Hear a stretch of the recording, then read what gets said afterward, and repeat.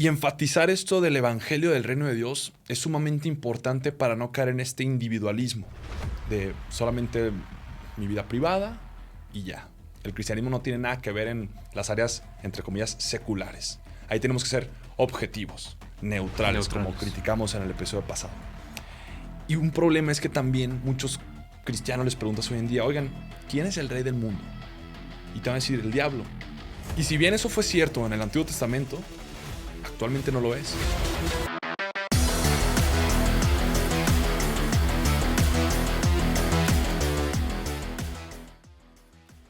Pues aquí andamos nuevamente, un gusto saludarlos, a ti también, Leo. Un episodio más de Contramundum, a pesar de que hubo un cierto problemita ahí médico con este virus chino, ¿no? Ya estoy vacunado 2 veces, pero con la vacuna real. Sí, la efectiva. La efectiva, muy bien. De hecho, vamos a pedir el pase sanitario para que puedan escuchar este. De hecho, casi hacemos este episodio con cubrebocas. Sí. Pues, estamos adictos a la pandemia. Que digo, podríamos después hablar de un episodio completo sobre la religión del COVID. O sea, me refiero a que ya todo este movimiento se está haciendo una religión. Y es peligroso ver cómo el Estado está metiéndose a la esfera de la iglesia a través de la excusa de la pandemia. No estamos diciendo que no existe el virus, claro. Pero eso es para otro episodio. Otro episodio. En este caso, vamos a hablar del centro de la Biblia. Y no solamente el centro de la Biblia, sino el centro de la historia, de la humanidad, el Evangelio. Pero en este caso vamos a meterlo en un contexto de creación, caída y redención. Y explicar qué tiene que ver el Evangelio en cada punto de la creación, la caída y la redención. Obviamente nos vamos a enfocar más, en este caso, la redención. Y hablar un poco de qué pasa cuando no metemos el Evangelio dentro de ese contexto que veníamos hablando, de una cosmovisión cristiana. Sí, porque hablábamos en el episodio número 2 sobre la cosmovisión y cómo todas las cosmovisiones en sí tienen que responder a 3 aspectos principales, ¿no? Que es la creación, la caída y la redención. Creación, de dónde venimos, caída, qué está mal en el mundo, por qué las cosas no son como deberían, y la restauración, la redención, cómo es que lo que está mal se puede corregir en el mundo, ¿no? Hablábamos de cómo todas las cosmovisiones, todas las religiones falsas tienen una respuesta, una solución al problema, es decir, la caída dentro de la cosmovisión. Y el cristianismo, también tenemos un concepto de lo que es la creación, un concepto de cómo fue la caída, cómo se introdujo el mal, la maldad, los problemas en el mundo, en la creación de Dios. Y hoy vamos a enfocarnos específicamente, como tú decías, al tercer punto de lo que conforma una cosmovisión, ¿no? Que es la restauración. ¿Cuál es la solución y cómo se da esa solución? ¿Cómo es la redención del mundo? Sí, y es la pregunta más importante. Recuerdo que alguien me dijo que las 3 decisiones más importantes, y lo voy a decir en orden inverso. En tercer lugar, ¿a qué te vas a dedicar? ¿Cuál es tu misión de vida, por así decirlo? En segundo lugar, ¿con quién vas a pasar el resto de esa temporalidad? O sea, ¿con quién te vas a casar? O si no te vas a casar, también es la segunda decisión más importante. Pero la decisión más importante, y digo, no quiero decir decisión por esta cuestión que no me voy a meter en el debate soteriológico, pero en primer lugar es en dónde voy a pasar el resto de mi eternidad. O sea, aquí ¿cuánto vamos a vivir? ¿20 años? ¿50 años? ¿80? Si bien nos va, 100.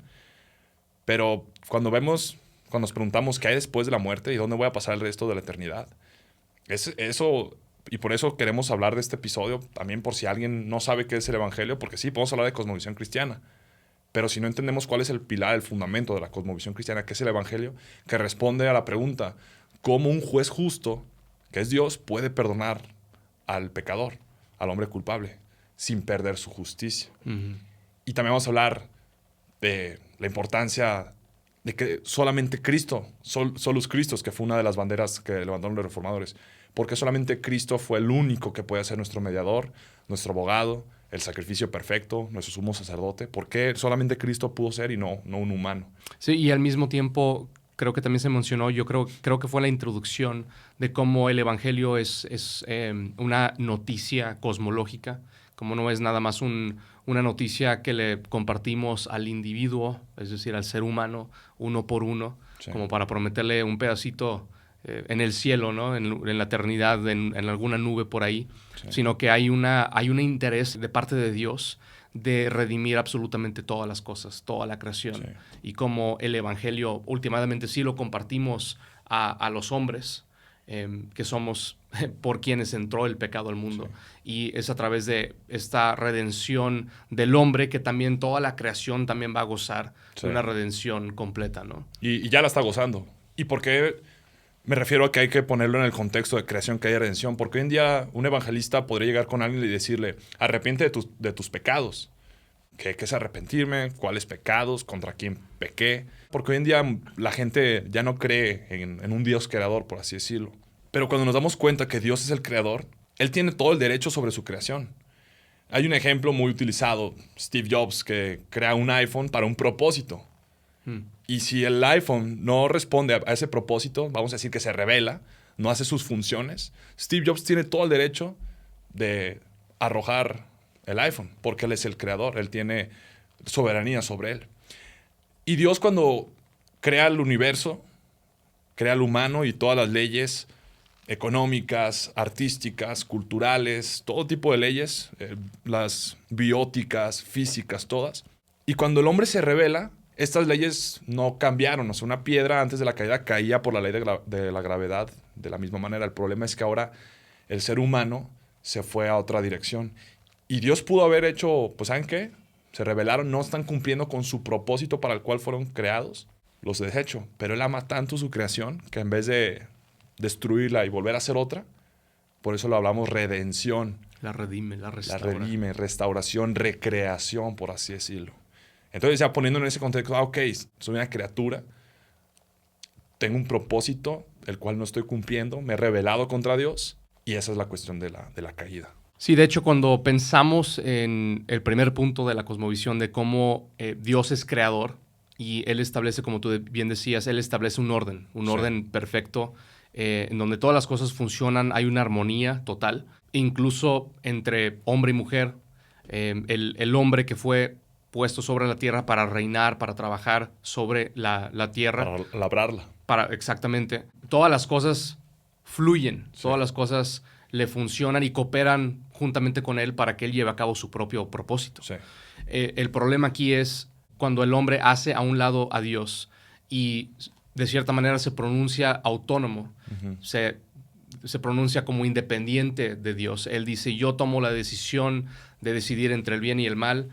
Él, de cierta manera, lo que está haciendo es introducir un desorden. Sí. Un desorden en toda la creación de Dios. Entonces, Él está diciendo, no, yo voy a operar bajo mi propia voluntad, de acuerdo a mi propio criterio. Sí. Yo decido cómo llevar a cabo todas las demás áreas de mi vida también. Entonces, la sexualidad es distorsionada, el matrimonio es distorsionado, incluso vemos cómo se introduce la guerra entre los sexos, hombre y mujer. La mujer desearía a su esposo, no quiere someterse al esposo. El esposo, el hombre que fue diseñado para trabajar la tierra y la tierra fue diseñada para cooperar juntamente con él, ahora trabaja en contra de él. Le crecieron espinas. Le crecieron espinas. Entonces vemos que todas las cosas realmente son afectadas por la caída. Sí. Pero aquí lo importante es enfatizar que la redención que trae Cristo no es nada más para redimir al hombre. Sí. Sí, y de hecho tengo aquí Romanos 8 que dice, la creación aguarda con ansiedad la revelación de los hijos de Dios porque fue sometida a la frustración. Exacto. Esto no sucedió por su propia voluntad. Después dice, pero queda la firme esperanza de que la creación misma ha de ser liberada de la corrupción que la esclaviza para así alcanzar la gloriosa libertad de los hijos de Dios. Y entonces, aquí es donde sí entendemos que a través de la redención del hombre es que la misma creación comienza a gozar de la restauración de todas las cosas. Sí, y de hecho, esto es importante que dices de que la caída afectó a todas las áreas de la creación, porque es como, ok, la creación de Dios fue total. O sea, Él diseñó las leyes de la armonía, de la economía, las leyes morales, las leyes bióticas, las leyes físicas, las creó todo. Todo el orden fue creado por Dios, todo el cosmos. La caída afectó la dirección hacia el cual está yendo todo este orden. La estructura de este orden, de estas leyes permanecen. Como dije, la ley de la gravedad fue la misma antes y después de la caída. El problema es que ahora todas estas leyes las estamos utilizando los hombres hacia otra dirección, hacia un ídolo. El episodio pasado que hablamos de la no neutralidad.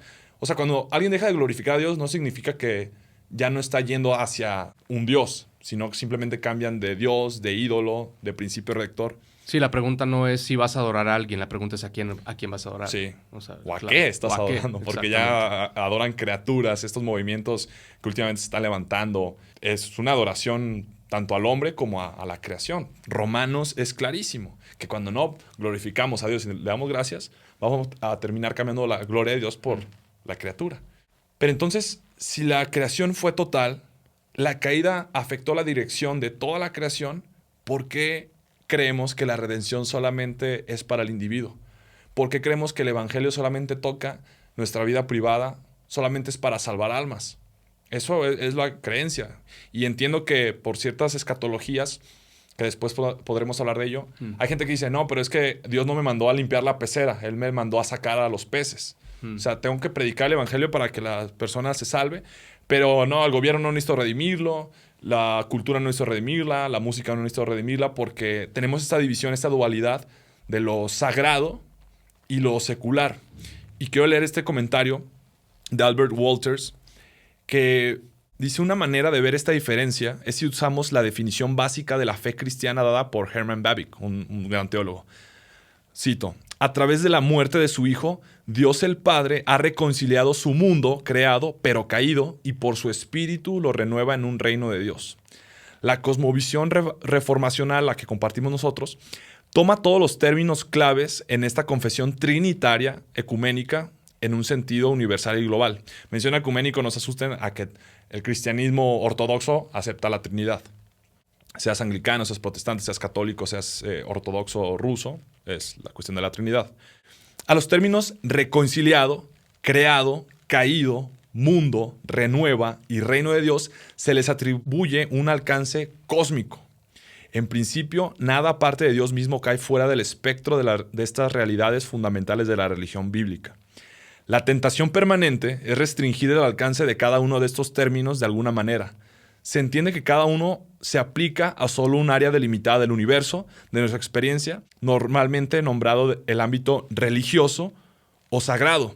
Cualquier cosa fuera de esta área delimitada forma parte del ámbito nombrado mundano o secular o natural o profano.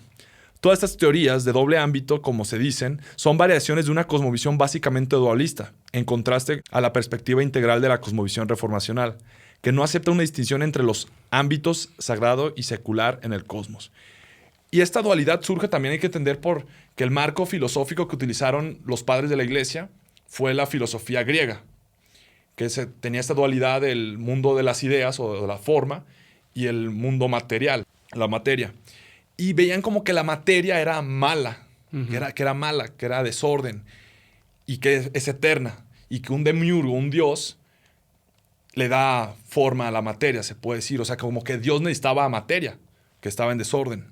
Y como la filosofía griega era tan popular en ese tiempo, los padres de la Iglesia adoptaron varios puntos que igual, hay cosas de la filosofía griega que son legítimos porque venimos siendo imagen y semejanza de Dios, con acceso a la gracia común y a la revelación general. Pero el problema es que esta cuestión de materia mala o inferior, porque Platón decía que tenemos el alma está atrapada en el cuerpo y que el cuerpo es una cárcel. Que tenemos que ser liberados de, ¿no? Exacto. Entonces, este marco filosófico lo utilizan para la teología. La teología. Entonces, ven como que el mundo natural o el mundo material como que bajo o profano o secular, y el mundo de la gracia, el mundo superior, ahí sí es para la revelación especial, para la Biblia, para solamente la iglesia, el clero, cosas así. De hecho, hablando de la materia, Pablo mismo en la carta de Colosenses pelea en contra de esta idea porque había este movimiento de asceticismo que estaban ellos de cierta manera como rechazando la materia, pensando que esa es una forma de alcanzar más plenitud, sí, como que era más espiritual, no gozar, no tocar de ciertas cosas, ¿no? Sí. Y Pablo denuncia esa filosofía y dice, ¿por qué se dejan engañar por filosofías humanas? Sí. Siguiendo preceptos humanos de no toques, no pruebes, etcétera, ¿no? Y a mí me encanta todo Colosenses porque él lo que hace, precisamente cuando habla de Cristo, habla de cómo Cristo es la imagen del Dios invisible y que dice que Dios encontró placer, le plació habitar en toda su plenitud de forma corporal. Sí. Entonces, si la materia fuera mala, aquí lo que está diciendo Pablo es que Cristo no habría habitado en un cuerpo, no lo habría hecho. Y nos podemos ir hasta al principio de la Escritura, que todo lo que Dios iba haciendo, y ojo, el Espíritu, era el que estaba trayendo también orden en el caos, el que estaba ordenando la materia. Entonces no puedes separar, esas cosas son espirituales, esas no, porque el Espíritu Santo estaba llevando a cabo obras materiales. Sí. Entonces, y al mismo tiempo vemos que Dios decía, y era bueno, y vio que era bueno, todo era bueno. Sí. Toda la materia es buena, e incluso por eso después Cristo resucita en un cuerpo físico. Cuerpo físico. Que nomás añado rápido, para los gnósticos de ese tiempo y esta cultura también del ascetismo y los filósofos platónicos, todos, fue un escándalo para ellos decir que Dios vino a habitar en un cuerpo. Fue un escándalo, era como por esta cuestión que dices la materia es mala o baja o inferior, es caos. Entonces fue un escándalo para ellos. ¿Cómo que Dios, el creador del universo, se encarnó? Pero mayor escándalo fue la resurrección, porque ellos tenían este concepto de que la muerte era por fin la liberación de tu alma de esta cárcel de cuerpo. Entonces más escandaloso fue decir, ok, ya se murió Jesús, pues ya puede escapar de la cárcel. Pero ¿cómo que resucitó en un cuerpo? Y lo tocaron, Tomás mismo lo tocó. Vemos que comió un pescado. Y volvió a comer, sí. Tuvo hambre y comió. Sí. Cosas que piensas que esas cosas ya no van a importar en la eternidad. O sea, las cosas físicas ya no van a tener valor.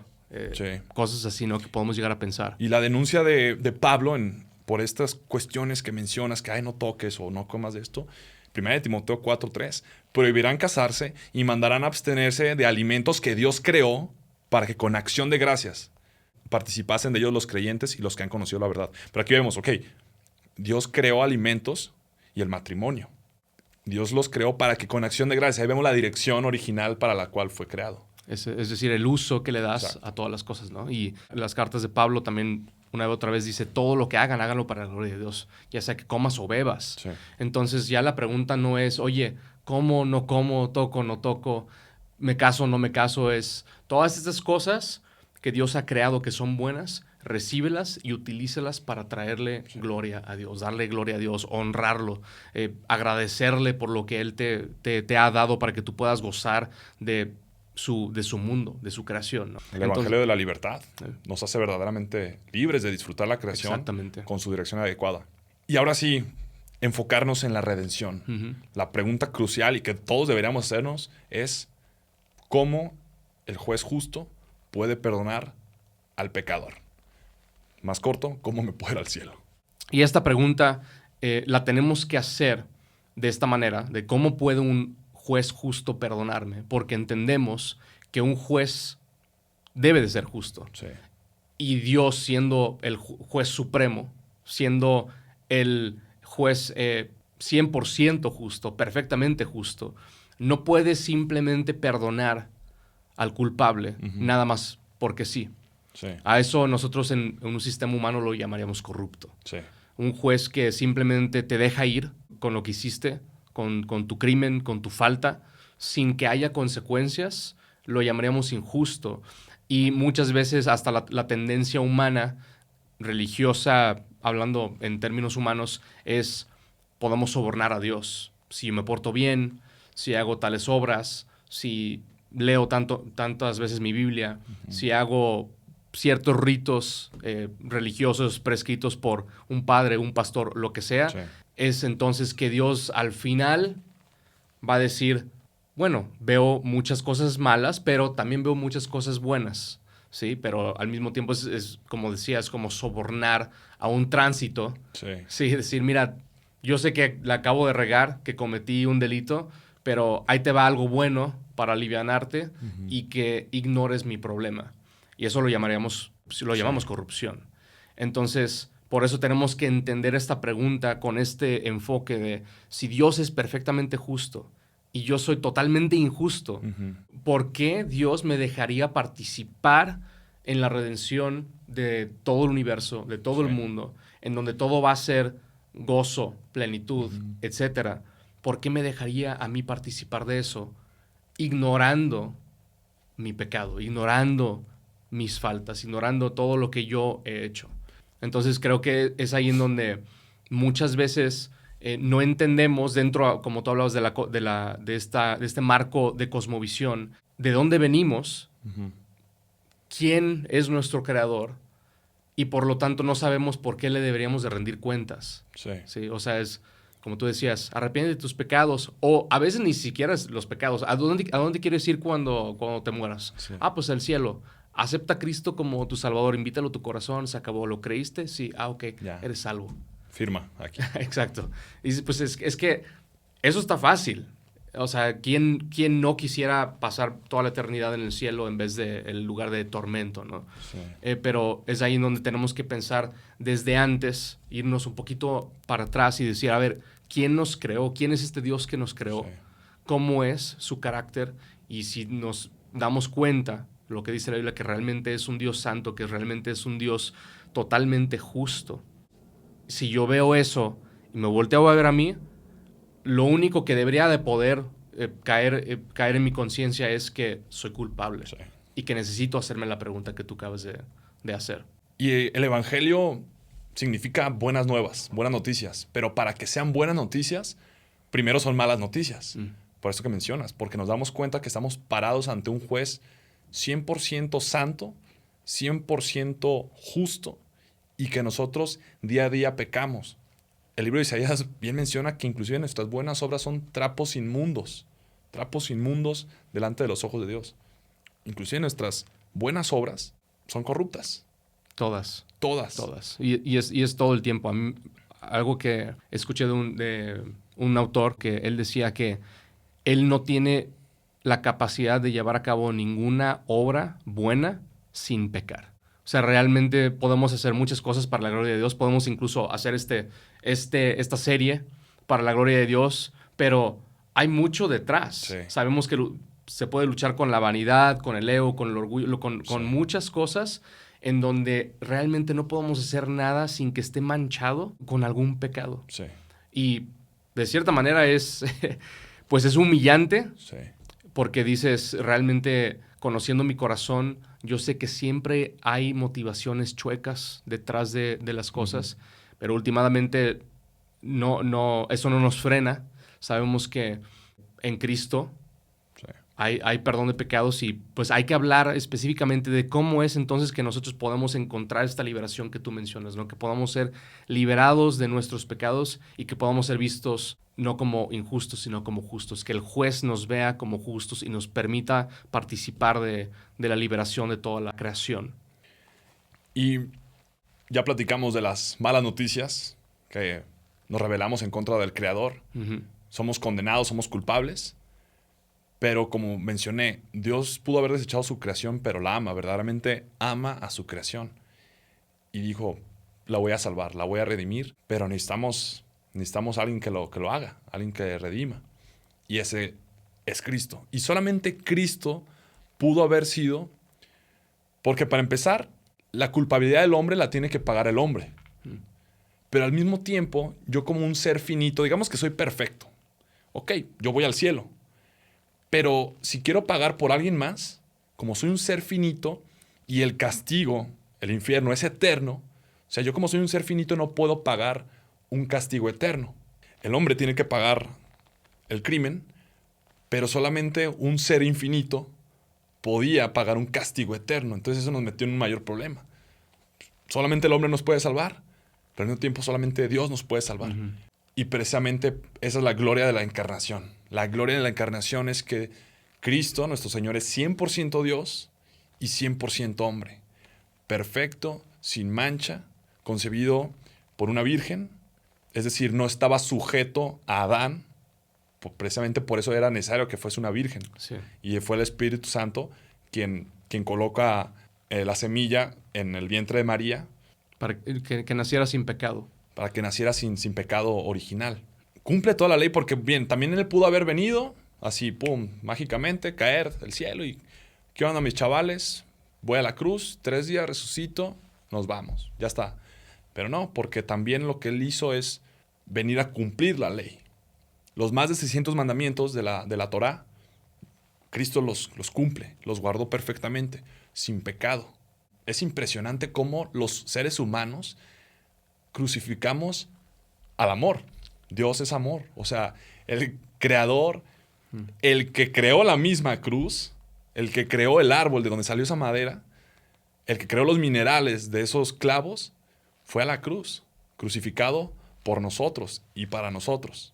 Y eso es glorioso. Por eso el Evangelio sí tiene una centralidad enorme en la cruz. Es el símbolo del cristianismo. Ahora, en la cruz, ¿qué pasó? Cuando Dios le dice a Adán que si comen del fruto, que si desobedecen, van a morir. Muerte, en hebreo, significa separación. Serán separados de Dios. ¿Qué pasa? En la cruz, muchas veces creemos que lo feo que sufrió Jesús fueron los látigos, los clavos, la corona de espinas. El sufrimiento físico tangible. Sí, pero eso fueron cosquillas comparado con el verdadero sufrimiento que Dios estaba vertiendo la copa de ira sobre su Hijo. Todo el castigo de la humanidad sobre los hombros de Cristo. Por eso, cuando dice, Dios mío, ¿por qué me has desamparado? O sea, ¿por qué me he separado de ti? Imagínate, Jesús ha vivido toda la eternidad en una constante comunión con su Padre. Y en ese momento se rompe. Y curiosamente es la única oración en la Biblia donde Jesús no le dice a Dios Padre, le dice Dios mío, no le dice Padre. Porque en ese momento, cargando con nuestros pecados, se separa del Padre, se puede decir.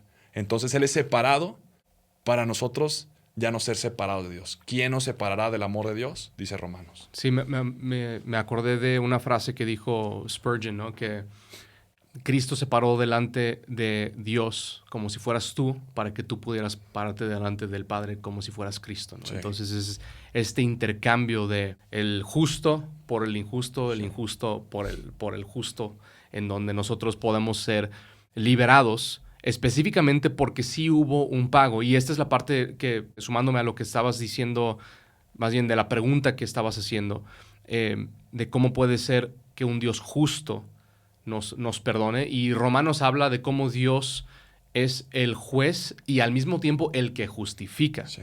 Sí, y ahí es donde se manifiesta, dice, la justicia de Dios. La justicia de Dios se manifiesta en Cristo. Vemos el amor de Dios, vemos la misericordia de Dios, pero incluso en el tema de Romanos, en donde Pablo está condenando a toda la humanidad, judío y gentil, y habla de cómo el judío no podía justificarse a sí mismo.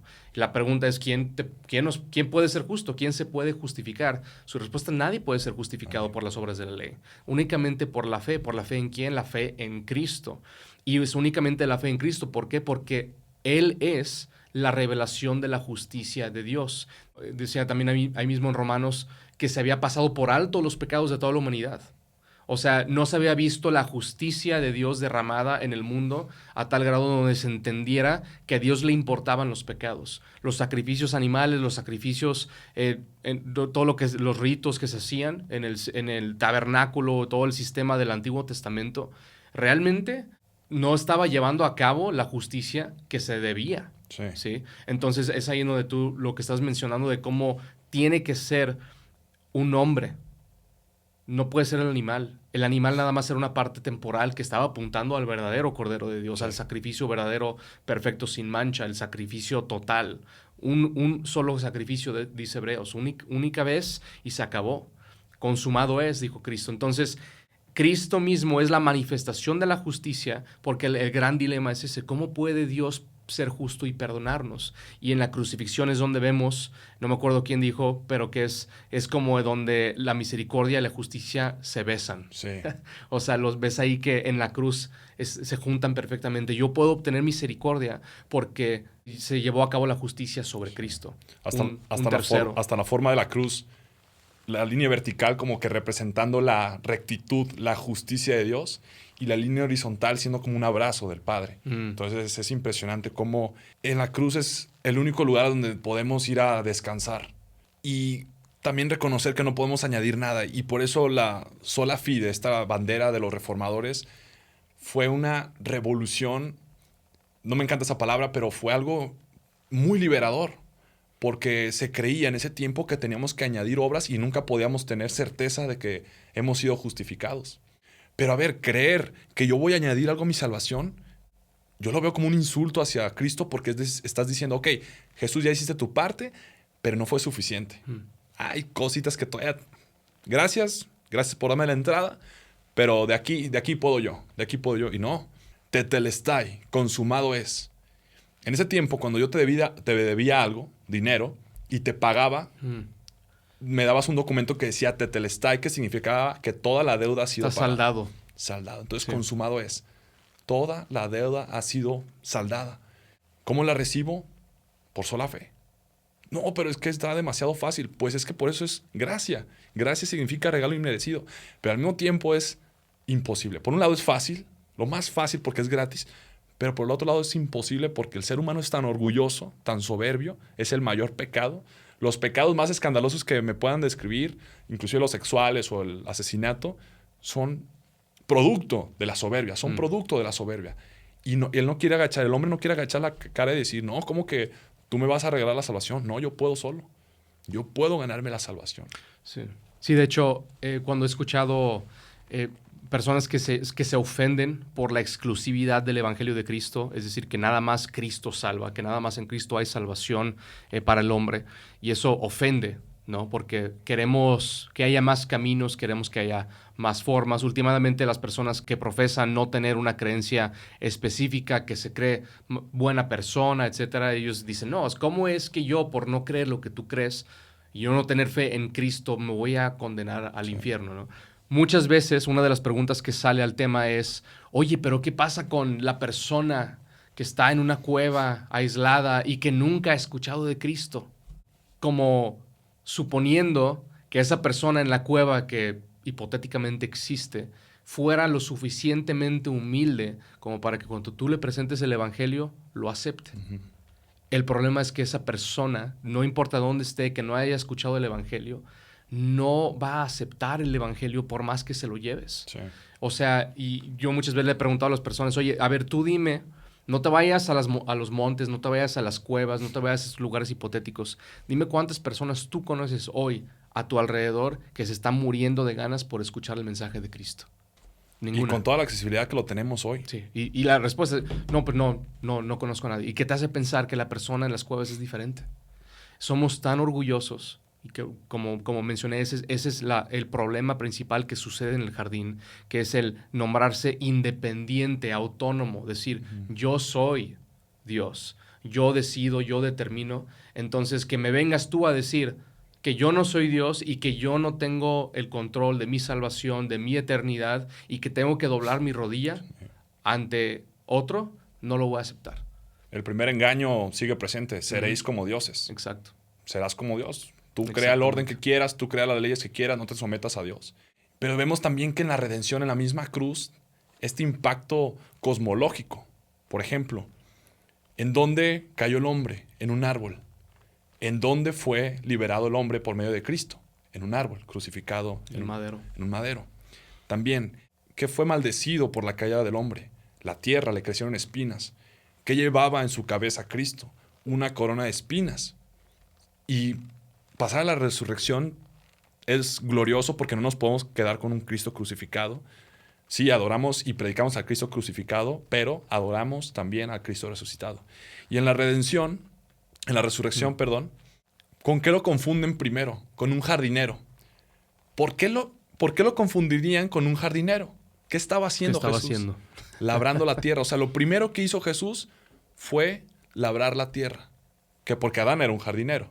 Él fue mandado a labrar la tierra fue maldecido por él, le salieron espinas, Cristo carga con esas espinas en su cabeza, y lo primero que hace al resucitar, labrar la tierra, diciendo, la tierra será restaurada, el reino de Dios ha llegado. Y esto del reino de Dios es fundamental porque los protestantes hemos perdido esa visión del reino.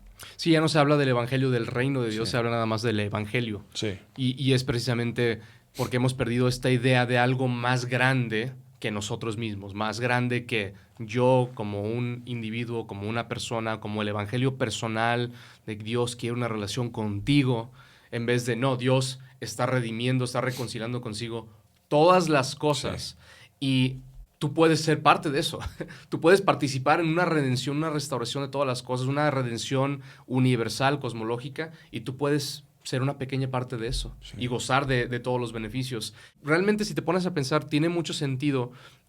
Ahorita me hizo clic de una manera distinta en cuestión de que todas las cosas, cuando fueron creadas por Dios, tenían ese orden. Y el pecado introduce el desorden al orden de Dios.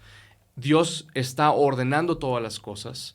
Por lo tanto, el pecado, que es el que causa este desorden en el orden, tiene que ser eliminado.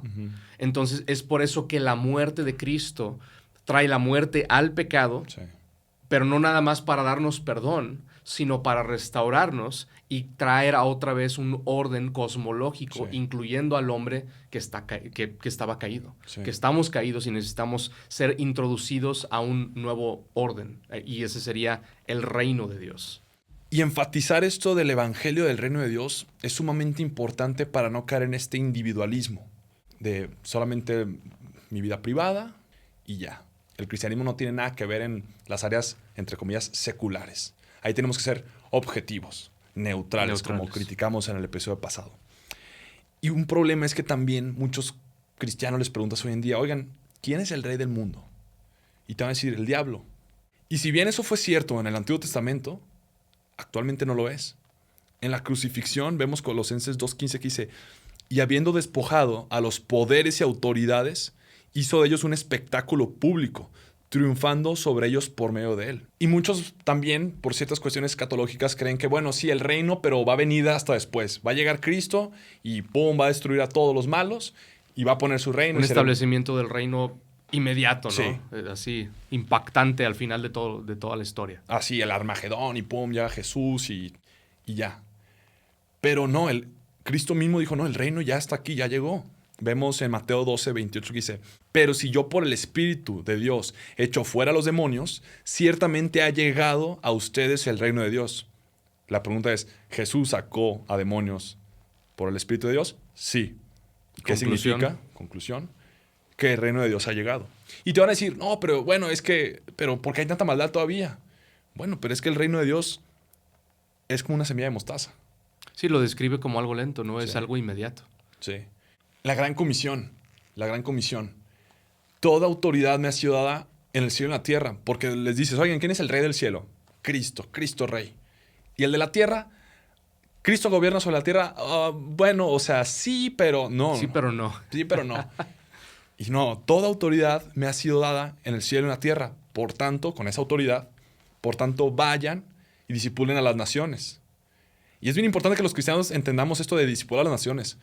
No son los reyes de las naciones los que tienen que venirnos a decir cómo tiene que ser la familia, cómo tiene que ser el matrimonio, si tengo que presentar algún pase para entrar a la iglesia. No, nosotros le tenemos que enseñar a los reyes a someterse al verdadero rey, sí, al rey de reyes. Y porque no dice, hagan discípulos en las naciones. Sí. No es, encuentra personas en las naciones para discipularlas. Sí. Es, discipulen a las naciones. Y ahorita que estabas hablando del reino, o sea, de quién es el rey, obviamente pensé en el Salmo 2. Dice, ¿por qué se sublevan las naciones y en vano conspiran los pueblos? Los reyes de la tierra se rebelan. ¿Rebelan con quién? ¿Ante quién? Si no hay una conexión entre los reyes de la tierra y el rey, que es Cristo, entonces, ¿contra quién se están rebelando? Los gobernantes se confabulan contra el Señor y contra su ungido y dicen, hagamos pedazos sus cadenas, librémonos de su yugo. Entonces aquí claramente está hablando de cómo los reyes físicos de la tierra, de las naciones, no quieren someterse al reinado de Cristo. Sí. El Rey de los cielos se ríe, el Señor se burla de ellos, en su enojo los reprende, en su furor los intimida y dice, he establecido a mi Rey sobre Sión, mi santo monte, yo proclamaré el decreto del Señor, tú eres mi hijo, me ha dicho, hoy mismo te he engendrado. Y este pasaje de tú eres mi hijo, me ha dicho, hoy mismo te he engendrado, después en el Nuevo Testamento, se explica, y la interpretación está hablando de la resurrección de Cristo. De cuando Él resucita, como bien mencionas, después de la crucifixión, Él resucita. El Evangelio no termina en la muerte, sino que Cristo asciende, Dios Padre le da el trono, dice, tú eres mi hijo, hoy mismo te he engendrado, pídeme y como herencia te entregaré a las naciones. Tuyos serán los confines de la tierra. Las gobernarás con puño de hierro, las harás pedazos como a vasijas de barro. Y fíjate dos cosas. Una, de un enemigo fuerte te asustas. De un enemigo débil te ríes. Y es lo que vemos aquí. Nos estamos riendo. Y entiendo que hoy con estas élites globalistas, con todas estas corrientes de izquierda que nos quieren destruir a la iglesia, pero las puertas del Hades no van a poder contra la iglesia, se ven como gigantes. Pero hay que recordar que cuando Moisés envía a 2 espías a Canaán, ¿qué sucedió? 10 dijeron, no, son gigantes, o sea, no podemos. Y Caleb y Josué, ¿qué dijeron? Nosotros tenemos al verdadero gigante. O sea, sí, ante los ojos humanos son gigantes, pero ante los ojos de Dios, Él se ría de ellos. Y me gusta esto que menciona Douglas Wilson. Cuando los israelitas vieron a Goliat, dijeron, este hombre es demasiado grande para triunfar sobre él. Y David lo vio y dijo, este hombre es demasiado grande como para fallarle. Entonces, además, con una caída de un gigante, la gente lo nota. Si tuviéramos un enemigo que se ve fácil y lo derrotamos, la gente va a decir, pero todas esas élites que se están levantando, estos gobernantes que aquí menciona, que se están queriendo despojar del orden que Dios ha impuesto, sí, se ven como gigantes, son poderosos, pero cuando caigan, la gente lo va a notar. ¿Y quién se va a llevar la gloria? Cristo. Exactamente. Los quebrantarás con puño de hierro. Sí, o sea, hay una relación directa entre el reino de Dios, el reino de Cristo, directamente en la tierra. Lo vemos incluso en la oración del Padre Nuestro, o sea, comienza con eso. Sí. O sea, Padre Santo, que estás en los cielos, santificado sea tu nombre, hágase tu voluntad. No está hablando de algo futuro. Sí. Hágase tu voluntad aquí en la tierra como en el cielo, aquí en la tierra. Sí. Venga tu reino. Entonces trae esta idea de que la voluntad de Cristo, el Rey Supremo, sobre toda la tierra, está discipulando a las naciones y está llevando a cabo su plan de redención sobre toda la tierra. Sí. Porque Él pidió a las naciones al Padre, que fue lo que le dijo, pídeme las naciones, te las entregaré. Y cuando entendemos eso, y vemos Mateo 28, cuando dice, toda autoridad se me ha dado en la tierra y en el cielo, entonces ya te hace clic, dices, wow. Sí. Entonces, como tú mencionabas, si tú realmente crees Mateo 28, si tú y yo creemos Mateo 28, que toda autoridad es de Cristo, no importa qué tan grandes se vean los enemigos. Sí. Y entiendo que muchos cristianos me dicen, oye, ¿cómo puedes ser tan optimista? Ve cómo está el mundo. Ve, no, ya Estados Unidos y Inglaterra, que antes eran las potencias evangelizadoras, ahorita ve cómo están. Occidente, ahorita con todas estas leyes que están entrando, no, ya perdimos. Pero Mateo 28, ¿a quién le fue dado? A 11 discípulos, y antes de la gran comisión decía que algunos dudaban. Y entiendo, por eso la oración constante es, Señor, creo, ayúdame en mi incredulidad. Pero ¿a quién les dio toda autoridad? Me ha sido dado en el cielo y en la tierra.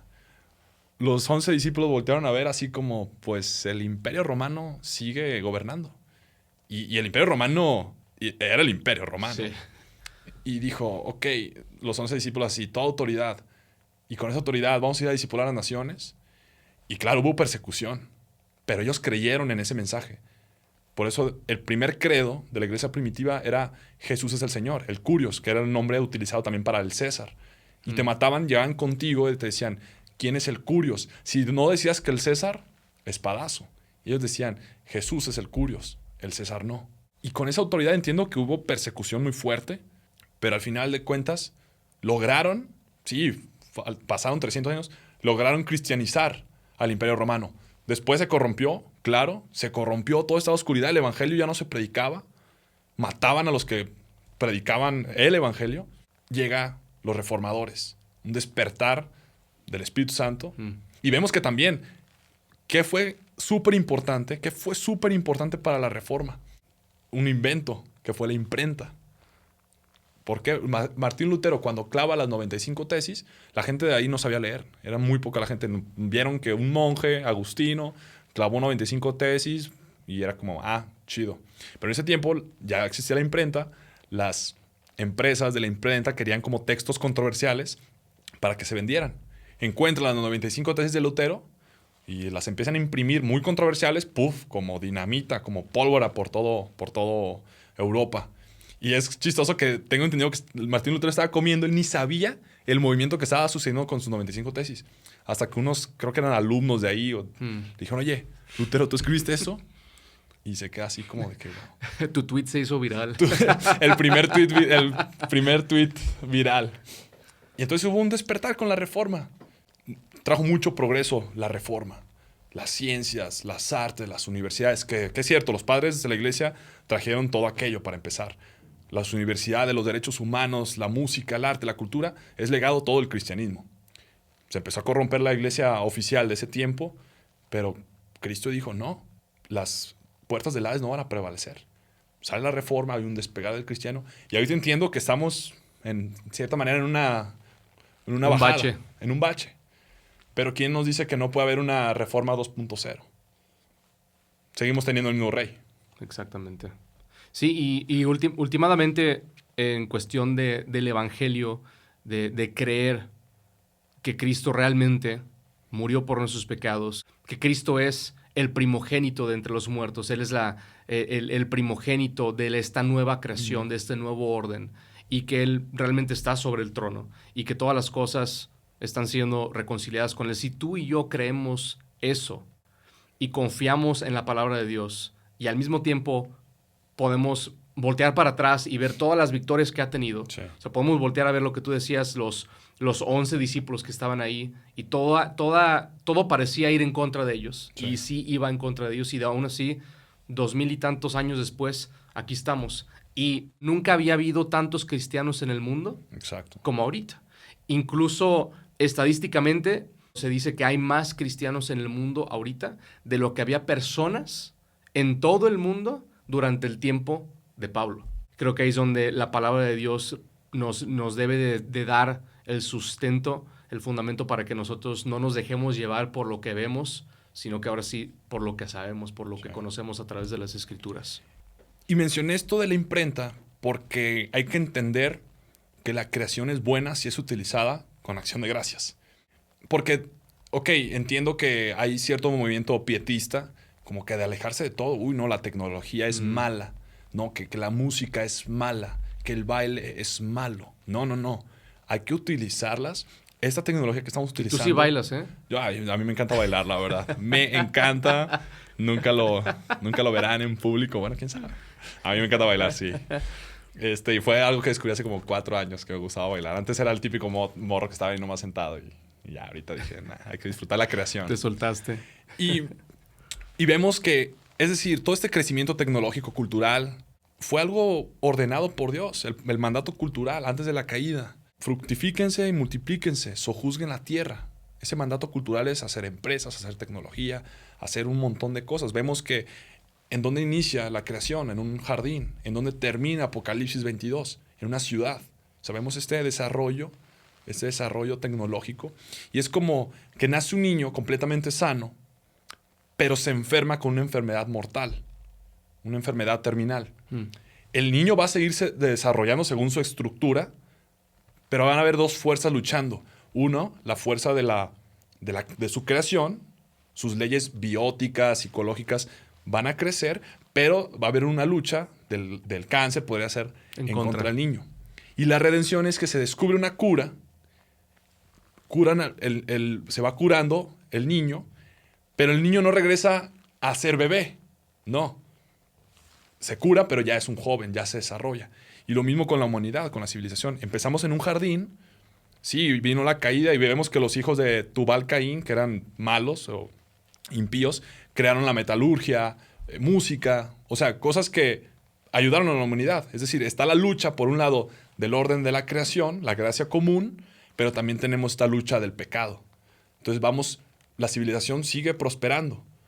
La mala cultura sigue siendo cultura, la vana filosofía sigue siendo filosofía. Ahí está la estructura. Pero llega la redención y todas esas cosas, todo ese orden creado, se va liberando del pecado, del espíritu de oscuridad, y ahora sí ya puede y rectamente. Ya para puede su florecer. propósito. Sí. Ya puede florecer y avanzar correctamente, Sí. apropiadamente. Y creo que ahí es donde entra realmente como una batalla cultural, porque el cristiano tiene todas las de perder, teóricamente hablando, cuando decimos, eso no lo toques, eso es del mundo. Sí. O sea, típico, no, el Facebook o la Navidad, no, esto es pagano, esto no lo toques, esto no lo celebres, etcétera. Pero si realmente entendiéramos esto de que no, estas cosas son de Cristo, son de Dios, son buenas, más bien es que Cristo me redime para hacer buen uso de ellas, para darles el propósito que ellas realmente deben de tener, entonces estaríamos haciendo una batalla mucho más intensa en contra del dominio de las tinieblas, ¿no? Y aparte de reconocer que Cristo es rey no solamente sobre el cielo, sino sobre la tierra, y que tenemos con esta autoridad. Porque cuando mencionas el Salmo 2, que los quebrantarás con puño de hierro y los desmenuzarás como vasijas de alfarero, esa misma frase es utilizada en Apocalipsis 3, que los que perseveran en la fe quebrantarán con puño de hierro y desmenuzarán a las naciones como vasijas de hierro. Es decir, esa autoridad del rey para quebrantar a las naciones en el buen sentido, no es destruirlas, es quebrantarlas en el sentido de las quebramos para reconstruirlas por medio del Espíritu Santo. Pero esa autoridad se la da Cristo a la iglesia. Adán fue creado y antes de la caída, la primera vez que Dios dijo, no es bueno que el hombre esté solo, fue para decir que va a tener una mujer, su ayuda idónea. Cristo es la cabeza de la iglesia y la iglesia es su ayuda idónea. Nosotros somos embajadores del rey. Le estamos diciendo a la gente, arrepiéntete. Y es un mandato. Y la gente como que se asusta cuando dice, ay, pero ¿cómo que un mandato? Ahorita con lo políticamente correcto de mi vida, mis reglas. Suena ofensivo. Es ofensivo, nos van a censurar. Yo la verdad cuando un tiempo estuve luchando muchísimo con mi seguridad de la salvación, algo que me trajo mucho descanso es reconocer que era un mandato. Arrepiéntete y cree. No si quieres. Arrepentíos.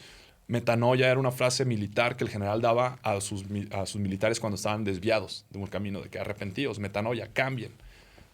Pero vi que no era si querías, fue un mandato y eso me trajo mucha paz porque estoy diciendo, Señor, si tú lo mandaste, dame la gracia para obedecer. Y me trajo muchísimo descanso.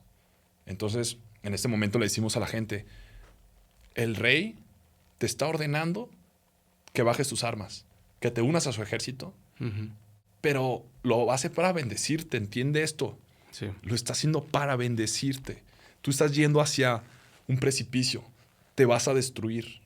Sí. Y eso es parte del reino, entendiendo que si Dios está trayendo a través de la iglesia, está estableciendo su reino, o sea, su reino ya está aquí y obviamente se va a volver más tangible conforme va avanzando la historia de la redención, pero nosotros, la iglesia, somos los que somos llamados a discipular a las naciones y al final del Salmo 2, el mandato que reciben las naciones, los reyes de las naciones, dice, ustedes los reyes sean prudentes, déjense enseñar. Sí.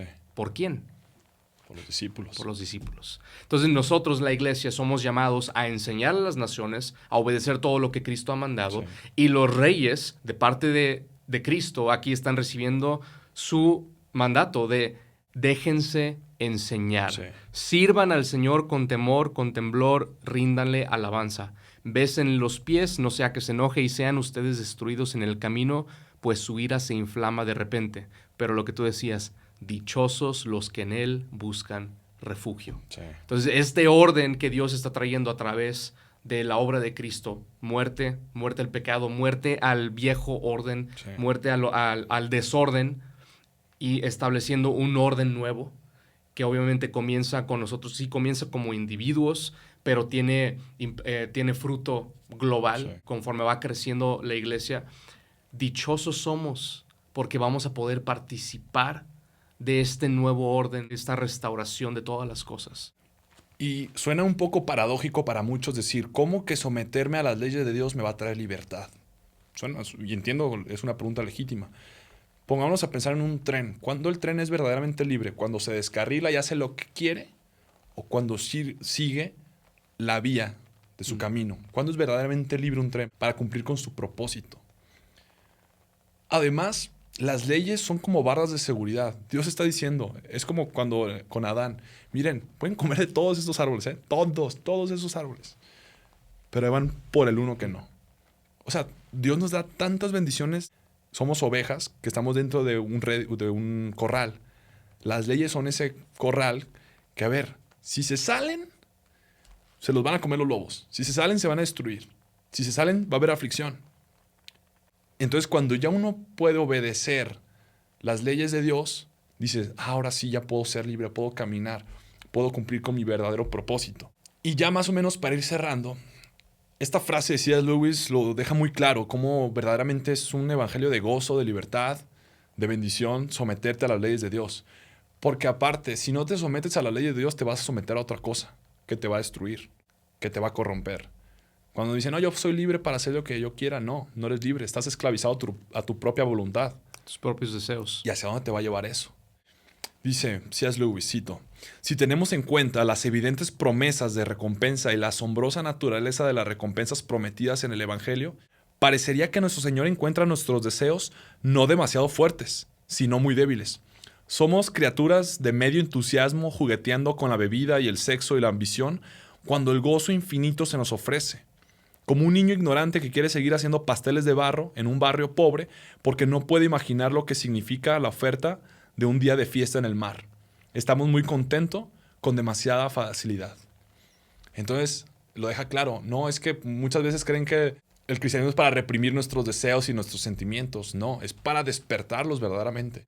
Porque si es un delfín que está en una alberca solamente jugueteando ahí con el sexo y la droga, cosas así, pues ahí va a estar jugueteando. Pero si el delfín es liberado al mar, al océano, va a descubrir un montón de cosas. Sí. Y eso es el cielo, descubrir este océano que es Dios. Y yo me emociono a decir, si ahorita me impresiona las profundas riquezas de la sabiduría de Dios, cuando estemos en el cielo libre de pecado, va a ser toda una eternidad de conocerlo, de que quiero conocer más, quiero conocer más, quiero conocer más. Y tenemos esta doble felicidad. Cuando uno va a ir a la playa, es feliz en dos momentos. En el camino, por esta excitación que tienes de ya voy a llegar, ya voy a llegar. La emoción. De anticiparlo. De anticiparlo. Y cuando llegas, en el cielo, estas dos felicidades van a ser exponenciales. Por un lado, es como este deseo de quiero conocer a Dios, quiero llegar a conocerlo a su plenitud. Pero al mismo tiempo, todo el tiempo va a estar llegando a conocer esa plenitud. Pero nunca vamos a llegar ni al 1%. Ni al 1%. Entonces, quien me diga, no, es que ustedes se la viven reprimiendo sus emociones. No, las despertamos verdaderamente. Sí, Cristo las despertó. Y creo que ahorita un versículo en Colosenses, me parece es 1:13, dice, porque Él nos libró del dominio de las tinieblas. Sí. Nos libró. Y dice dominio, es decir, estábamos bajo el dominio de las tinieblas y somos liberados, trasladados ¿al qué? Al reino de su Hijo amado, en quien tenemos redención, el perdón de los pecados. Amén. Amén. Entonces vemos que realmente Cristo compra una verdadera redención para nosotros a través de su muerte, su resurrección, y como tú bien mencionaste, es únicamente por fe en Él, en fe en lo que Dios hizo en la persona de Cristo, en su humanidad y divinidad, para reconciliarnos con el Padre, podamos encontrar gozo y podamos realmente llevar a cabo nuestro propósito. Y ese es el mensaje que debemos de nosotros proclamar en todo el mundo, proclamar día a día. Nuestras vidas deben de reflejar esto y es el mensaje más importante que podríamos comunicar en cualquier momento de nuestras vidas. En luz de las malas noticias, necesitamos estas buenas noticias. Y si tú o alguien que esté viendo esto, que esté escuchando esto, no conoces a tu Creador, si tú no conoces al Creador, si tú no sabes de la gracia que hay en Cristo, nosotros te invitamos a que obedezcas el mandato de Dios, que es que te arrepientas, que cambies de dirección, que en vez de querer vivir tu vida conforme a tus ideas, conforme a tus propósitos, etcétera, tú cambies de dirección y digas, no, yo quiero vivir bajo tu gobierno, quiero vivir conforme a tu yugo. Si tu yugo es fácil y que tú te dejes llevar por lo que Cristo puede hacer en tu vida y que tú puedas gozar también de la salvación que únicamente Cristo puede traer a nosotros. Amén. Amén.